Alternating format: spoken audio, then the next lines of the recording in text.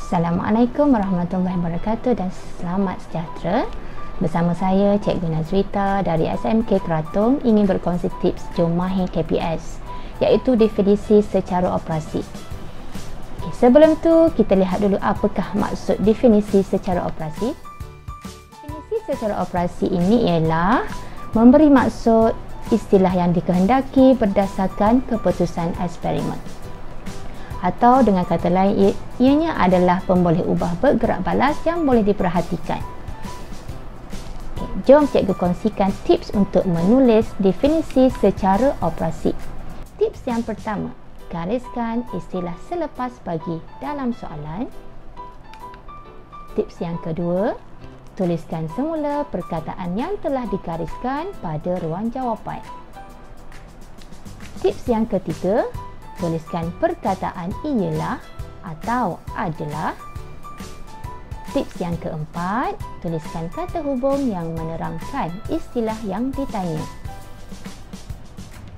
Jom kita tengok apakah contoh kata hubung yang boleh digunakan.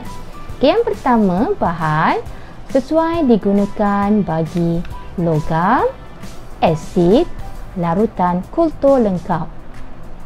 Yang kedua, proses sesuai digunakan bagi pertumbuhan bakteria dan penapaian. Yang ketiga, keadaan sesuai digunakan bagi inersia, momentum dan tekanan. Yang keempat, prinsip sesuai untuk prinsip Bernoulli, prinsip Archimedes. Tips yang terakhir ialah tuliskan keputusan eksperimen boleh diperhatikan berdasarkan rajah atau jadual dan apa yang dibuat pada pemboleh ubah manipulasi. Baik, cikgu ringkaskan cara penulisan definisi secara operasi mengikut formula berikut. Yang pertama, tulis semula istilah selepas bagi dalam soalan. Tambahkan perkataan ialah atau adalah. Tuliskan bahan atau proses atau keadaan atau prinsip yang bersesuaian dengan istilah yang ditanya. Ingat, murid-murid tidak dibenarkan menggunakan perkataan sesuatu. Yang terakhir, tuliskan hasil pemboleh ubah bergerak balas yang boleh diperhatikan dan apa yang dibuat pada pemboleh ubah manipulasi. Okey, jom kita lihat contoh soalan. Contoh yang pertama, kuprum adalah logam.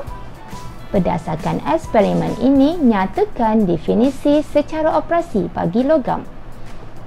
Gariskan perkataan selepas bagi. Perhatikan keputusan eksperimen. Jom kita lihat apakah contoh jawapan.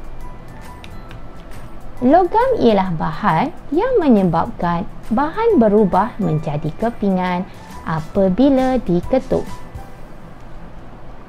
Contoh soalan kedua, berdasarkan eksperimen ini, nyatakan definisi secara operasi bagi yeast.